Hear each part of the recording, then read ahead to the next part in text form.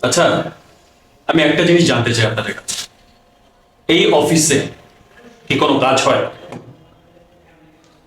সেটা স্যার কিছুটা? মনে হচ্ছে।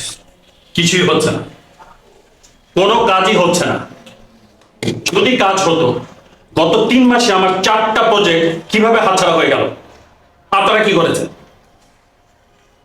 আপনাদের কি মাথার মধ্যে এই ব্যাপারটুকু নেই যে আমার ব্যাংকের লোন আছে, প্রতি মাসে সেটার কিস্তি দিতে হয়, এই অফিস সামলাতে হয়, আপনাদেরকে বেতন দিতে হয়, আমার সংসার চালাতে হয়? এগুলো কি আপনাদের জানা নেই? যদি কাজ না থাকে তাহলে আমি এগুলো পে করব কিভাবে?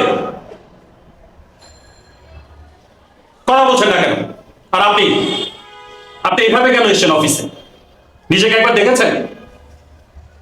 একবার নিজেকে দেখুন আর একবার ওনাকে দেখুন।